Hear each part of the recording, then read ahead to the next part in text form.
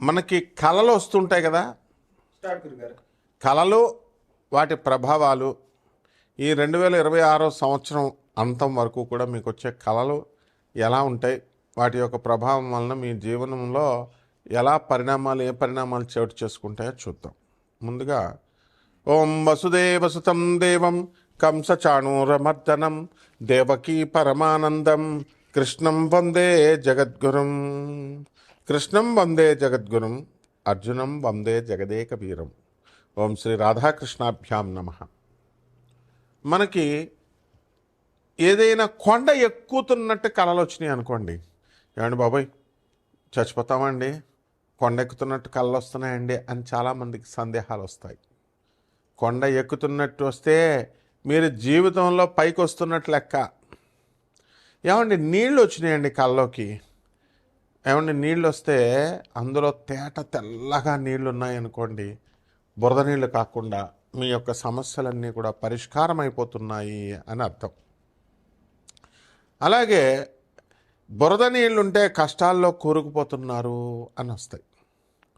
చాలామందికి చూడండి, దేవలోకంలోనో ఏదో ఒక లోకంలో ఉన్నటువంటి మహాకాళి గుడి, కనకదుర్గాదేవి గుడి ఇది కల్లోకి వస్తున్నాయండి అని చెప్పి చాలామంది శిష్యులు నాకు చెప్తూ ఉండేవారు. అది ఎలా ఉంటాయంటే నీళ్ళల్లో, నదుల నీళ్ళల్లో ఆ గుడి ఎక్కడో ఉంది, కొన్ని వందల ఎకరాల్లో ఉన్నట్టుగా పెద్ద ప్రాంతం, నది నీళ్ళు వచ్చేస్తే ఆ నది పైన తేలుతూ ఆ నదిని దాటుతూ ఉంటే అక్కడ కాళికాదేవి, ఆ పక్కనే దుర్గాదేవి బొమ్మలు గుడి లోపల. అద్భుతం అసలు. అలాంటి ఈ కళ దేవతలు కళ్ళకు వచ్చారనుకోండి, నీళ్ళు మీ కష్టాలు త్వరలో పోతున్నాయి అని అర్థం. అలాగే రైలు ప్రయాణమో, విమాన ప్రయాణమో, బస్సు ప్రయాణమో వచ్చిందనుకోండి, మనకి ఇంకా టఫీమని యమధర్మరాజు దగ్గరికి ప్రయాణం చేస్తున్నట్టు ఫలితం అన్నమాట. అలాగే మనకి చిన్న పిల్లల కళ్ళకు వచ్చారనుకోండి, మన పెద్దవాళ్ళు చెప్తూ ఉంటారు, చిన్న పసిపిల్లలు వస్తే కనుక గాలి కళ్ళకు వచ్చినాయి, దెయ్యాల కళ్ళకు వచ్చినాయి అని అంటూ ఉంటారు. అలాగే చక్కగా మనకి ఎప్పుడూ కూడా పర్వతాలు, దేవతలు వీళ్ళందరూ వస్తున్నారంటే ఏంటంటే మనకి కేతుగ్రహము మన జన్మ లగ్నములో కానీ జన్మ రాశిలో కానీ వచ్చినప్పుడు దాని యొక్క ధర్మం వలన మనకి అలా వస్తుంది అని అర్థం. అలాగే కొంతమందికి శ్మశానాల కల్లోకి వస్తుంటాయి. ఆ శ్మశానాల కల్లోకి వస్తూ ఉంటే మనకేమవుతూ ఉందంటే మనకి గాలి ధూళి అని అనుకుంటాం. అది చెడ్డో తెలీదు, శ్మశానం కల్లోకి వస్తే మంచో తెలీదు, భయం వేస్తుందో పక్క నుంచి. అంటే శివుడు శవం కల్లోకి వస్తుంది, శివుడు అనమాట. మరుభూమి కైలాసం కల్లోకి వచ్చినంత గొప్పదనమాట. అటువంటిప్పుడు మనం ఏం చేయాలండి అంటే నిద్ర లేచి టపీమని మంచి కళలు వస్తున్నప్పుడు మనం సాధన చేయాలి, జపాలు చేయాలి. లేచి చక్కగా జపాలు చేసినప్పుడు మనకి బ్రహ్మాండంగా ఉంటుంది. ఇక రక్తం కల్లోకి వస్తుంది, మాంస పదార్థాలు కల్లోకి వస్తాయి. రక్తం కల్లోకి వస్తే కుజగ్రహము అనుకూలత లేదు అని అర్థము.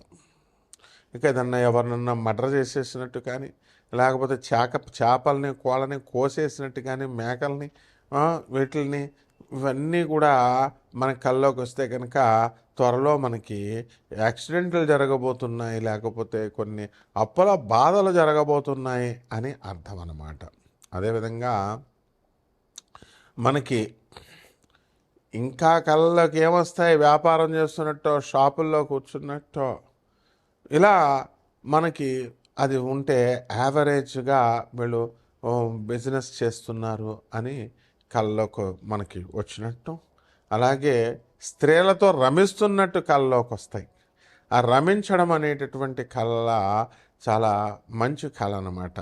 కాబట్టి మనకి ధన లాభము, అలాగే అశుద్ధము, మనం మనము అశుద్ధ పదార్థాలు, ఆవు పేడ, మనిషి పేడ, ఇలాంటివన్నీ కూడా కళ్ళలోకి వస్తే మనిషి అశుద్ధము, ఇవన్నీ కూడా ఏమవుతాయంటే అండి మనకి త్వరలో ధనవంతులు కాబోతున్నాము అని.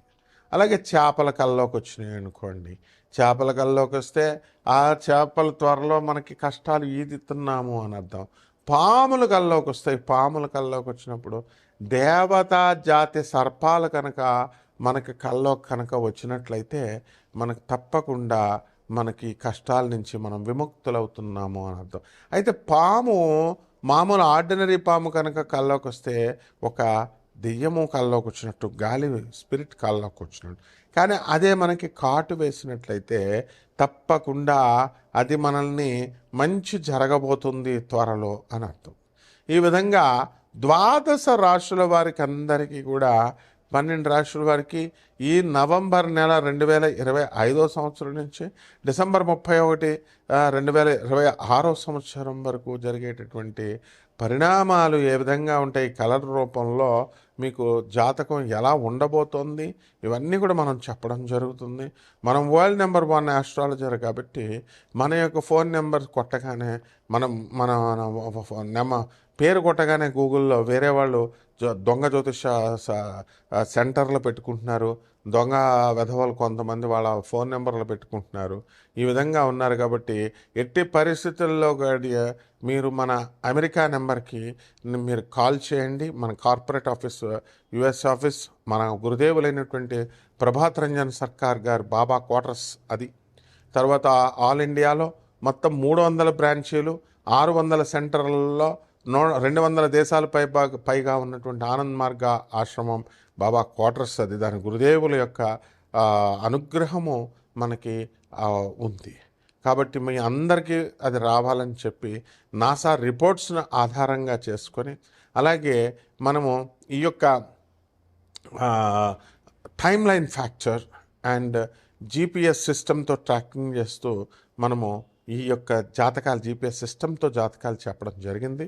అండ్ డిఆర్డిఎల్లో ఉన్నటువంటి జీపీఎస్ సిస్టమ్ మీద వర్క్ చేస్తున్నటువంటి వాళ్ళందరూ కూడా వాళ్ళ ప్రమోషన్స్ కోసం నాతో సేమ్ ఆ యూనిట్లో ఉన్న వాళ్ళు ఎలా మీరు ట్రాక్ చేస్తారు, ఏ విధంగా అంటే హైలీ లీగల్ అనమాట. దాని నుంచి నాసా రిపోర్ట్స్ నుంచి వాళ్ళు ఇచ్చేటటువంటి రిపోర్ట్స్ని బట్టి ఆధారంగా వెలాసిటీ ఆఫ్ ద ప్లానెట్స్ ఇలాంటివన్నీ, కొన్ని టెక్నికల్ ఫ్యాక్టర్స్, యాంగులర్ మొమెంటం ఇలాంటివన్నీ, లీనియర్ మొమెంటం ఇలాంటివన్నీ కూడా మనం తీసుకొని మనం చెప్పడం జరుగుతుంది. మోడర్న్ సైన్స్ని, ఏన్షియంట్ ఆస్ట్రాలజీని, పూర్వీకులు ఇచ్చినటువంటి జ్యోతిష శాస్త్రాన్ని మిళితం చేసి చెప్పాల్సి వస్తుంది. అద్భుతమైనటువంటి జ్యోతిష విశ్లేషణది. మేము నాన్ కమర్షియల్ ఆస్పెక్ట్తో ఈ జాతకాలు అనేటటువంటి చెప్పడం జరుగుతోంది. కాబట్టి మీరు డబ్బులు ఎంతండి ఇలాంటి కంగారు పడాల్సిన పని లేదు. అనాథ పిల్లలకి సేవ చేసుకోవాలా, సాధువులకి సేవ చేసుకోవాలా, రెమెడీస్ కోసం లక్షల రూపాయలు మీరు చేయాల్సినటువంటి అవసరం లేదు. మేమంతా కూడా మరి వివిధ ఆనంద్ మార్గ ఆశ్రమంలో ఉన్నటువంటి అనాథ పిల్లలకి, సాధువులకి 10,000 మంది సాధువులు ఉన్నారు, ఒకళ్ళిద్దరికి కాదు చేసేది. కాబట్టి అలాంటి ఆశ్రమాలు మనకు చాలా ఉన్నాయి. కాబట్టి ఎంతసేపు కూడా మీరు కూడా ఇండైరెక్ట్గా చేయండి, డైరెక్ట్గా చేయండి. అనాథ పిల్లలకి, పేదవారికి, వికలాంగులకి, వీళ్ళందరికీ కూడా సాధువులకి, సత్పురుషులకి చేసుకున్నప్పుడు మాత్రమే అవుతుంది. మీరందరూ కూడా గోల్డ్ ఎక్కువగా దొరుకుతుందని చెప్పి, ఎక్కువ రేట్లు దొరుకుతుంది అని చెప్పి వాళ్ళకి ఇచ్చుకోవడం, గర్ల్ ఫ్రెండ్స్కి ఇచ్చుకోవడం డబ్బులు, ఆ తర్వాత ఈ యొక్క స్టాక్ ఎక్స్చేంజ్లో మనం పెట్టుకొని లాస్ అయ్యాము. వీటన్నిటికంటే బెస్ట్ ఏంటంటే ఈ యొక్క హోమాలకు లక్షల రూపాయలు ఏమి ఖర్చు అక్కర్లేకుండా సింపుల్గా, ఆనెస్ట్గా ఈ యొక్క మీరు అనాథ పిల్లలకి సేవ చేసుకోవడం, సాధువులకు సేవ చేసుకోవడం ద్వారా మనము ఈ కర్మల నుంచి తప్పించుకుంటే 12 రాశుల మీద ఈ కళల ప్రభావం ఏ విధంగా ఉంటుంది, దాని యొక్క ఫలితాలు ఎలా ఉంటాయో మనం తెలుసుకుందాం. మీనరాశి, ఈ మీనరాశి వారికి అందరికీ కూడా అత్యధికంగా మనకి ఈ ఏలినాటి శని ప్రభావం జరుగుతుంది. మా ఉద్యోగాలు ఉన్నాయండి, మరి సాఫ్ట్వేర్ ఇంజనీర్లు, మేము డాక్టర్లు, ఉద్యోగాలు ఉంటాయా ఊడిపోతాయా అనేటటువంటి భయం మీకు అవసరం లేదు. అందరు ఉద్యోగాలు ఊడిపోయినా మీ మాత్రం ఊడవు. అలాగే ఈ యొక్క మీనరాశి వారి దర్జా ఏమని వర్ణించాలి, శ్రీనాథ కవి సార్వభౌముడు అంత దర్జా మీకు ఉంటుంది పుట్టుకరీత్యా. కాబట్టి ఈ మీనరాశి వారందరూ కూడా ఆదాయాలు బాగా పెరుగుతాయి. ఏమి కళ్ళలోకి వస్తాయంటే పాములు, చేపలు, నీళ్లు, పర్వతాలు కళ్ళలోకి వస్తూ ఉంటాయి. పర్వతాల మీద ఎక్కుతున్నట్టు కళ్ళలోకి వస్తాయి, మందు బాటిల్స్ కళ్ళలోకి వస్తాయి. అందువలన ఎంతసేపు కూడా వినోద కార్యక్రమాలు కళ్ళలోకి వస్తూ ఉంటాయి. వీటిని చూసి మీరంతా కూడా చాలా జలసాగా ఈ జీవనం అనేటటువంటి 2026 డిసెంబర్ 31వ తేదీ వరకు ఉంటుందన్నమాట. ఇక ఆదాయాలు మనం చూసినప్పుడు ఆదాయాలు బ్రహ్మాండంగా పెరుగుతాయి. అనుకున్న పనులన్నీ కూడా అనుకున్నట్లు సాధించుకుంటారు మీరు. ఆ తర్వాత భార్య ఆరోగ్య విషయమే మీరు కలత చెందుతూ ఉంటారు. అయితే ఈ మకర రాశి వాళ్ళకంత కనుక మీరు దోస్తానా చేసినట్లయితే వాళ్ళకి అసలే అష్టమకేతువుతో ఆత్మహత్య చేసుకోవాలని అనిపిస్తూ ఉంటుంది. అటువంటి వాళ్ళతో మీరు దోస్తానా చేస్తే మీకు లాభమే. కాబట్టి వాళ్ళందరూ కూడా వాళ్ళకి ఎవరితో స్నేహం చేస్తే మీకు సూసైడ్ చేసే టెండెన్సీ పెరుగుతుందో అటువంటి వాళ్ళు మీరు దూరం చేయాల్సినటువంటి అవసరం మీకుంది. మీరు దూరం చేయాలా, ఇతరులకు కూడా దూరం చేసుకోవాలి. మీ పిల్లలతో మీరు చక్కగా ఆనందంగా కాలక్షేపం చేస్తారు. తల్లిదండ్రులకి అమితమైనటువంటి ఆనందాన్ని ఇస్తారు. స్నేహితులతో జలసాగా చక్కగా వాళ్ళందరినీ గౌరవిస్తారు, వాళ్ళకి ఖర్చు పెడతారు. అలాగే అప్పుల బాధలు ఏమైనా ఉంటే ఆ అప్పుల బాధల కోసం మదనపడాల్సినటువంటి అవసరం లేదు. అండ్ రకరకాల చిత్రమైనటువంటి స్నేహితులు మీకు పరిచయం అవుతూ ఉంటారు. ధర్మ గురువులు మీకు పరిచయం అవుతూ ఉంటారు. వాళ్ళ యొక్క ప్రవచనాలు వింటూ మీరు చాలా ఆనందంగా ఉంటారు. అలాగే దూర ప్రయాణాలు చేస్తూ ఉంటారు. ఈ యొక్క మీనరాశి వారి అంతా కూడా ఈ యొక్క నవంబర్ నెలలో గురుడు కర్కాటక రాశిలోకి వచ్చిన తర్వాత పంచమ గురు ప్రభావం వలన మీరు అనుకున్న పనులన్నీ అనుకోవడమే కాకుండా మంచి శుభకార్యాలు జరగడము, విదేశాలకు వెళ్ళడము, పిల్లలు లేనటువంటి వాళ్ళకి పిల్లలు కలగడము, స్థలాలు లేనటువంటి వాళ్ళు స్థలాలు కొనడము, ఇలాంటివన్నీ కూడా వరుస క్రమంలో జరిగిపోతూ ఉంటాయి. అందువలన ఏం పరిహారాలు చేసుకుందామో మనం చూద్దాం. ఈ రాశివారు మనకు వచ్చినటువంటి కళల్ని క్రోడీకరించిన తర్వాత రావి చెట్టు చుట్టూ తిరుగుతూ పగలు 6 గంటల సూర్యోదయం అయిన తర్వాత నుంచి మళ్ళీ సూర్యాస్తమం 5:30 లోపల మాత్రమే ఓం శనైశ్చరాయ నమః అంటూ రావి చెట్టు చుట్టూ ప్రదక్షిణలు చేయాలి. మొట్టమొదటిది ప్రతిరోజు కనుక చేసినట్లయితే రోజుకు 11 సార్లు, శనివారం నాడైతే 108 సార్లు చేయాలి.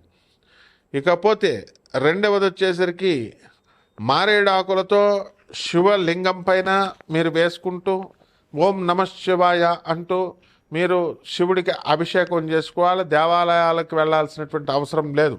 కుదిరిన వాళ్ళు వెళ్ళండి, లేని వాళ్ళు ఇంటి దగ్గర చేసుకోండి ఓం నమః శివాయ అంటూ. అలాగే ఈ యొక్క దిగంబర శ్రీపాదవల్లభ దిగంబర అంటూ గురుచరిత్ర పారాయణ చేసుకోవాలా. ఈ మంత్రాన్ని ఉచ్చరిస్తూ మీరు దత్త ప్రదక్షిణలు చేసుకోవాలి. గాణగాపురంలో ఉన్నటువంటి దత్తాత్రేయ స్వామి వారి యొక్క దర్శనం మీరు చేసుకోవాలా. ఆ గురువు యొక్క అనుగ్రహం చాలా అత్యంత ఆవశ్యకతమైనటువంటిది. అలాగే నల్ల నువ్వుల్ని కిలోంపావు నల్లని వస్త్రాలని ఇచ్చి పేద బ్రాహ్మణులకి శనివారం నాడు ఉదయం 8 గంటలకి దానం చేసుకోవాలి. అలాగే సున్నండల్ని మనము మినపపిండితో చేసినటువంటి సున్నండల్ని లేదా మినప రొట్టెల్ని మినపతో సంబంధమైనటువంటి ఆ పౌడర్లన్నిటిని కూడా పేదవాళ్ళకి దానం చేయాలి. ఈ విధంగా మిరియాలని కొంచెం ఉప్పుని తీసుకొని దేవుడి దగ్గర నైవేద్యం పెట్టి దాన్ని బలిపీఠం పైన గుళ్ళ దేవాలయంలో ఉన్నటువంటి బలిపీఠం మీద వేసేయాలి. ఈ రకమైనటువంటి ఇవన్నీ కూడా పరిహారాలు చేసుకున్నట్లయితే ఈ రాశి వారందరూ కూడా బ్రహ్మాండంగా ఉంటారు. శుభమస్తు.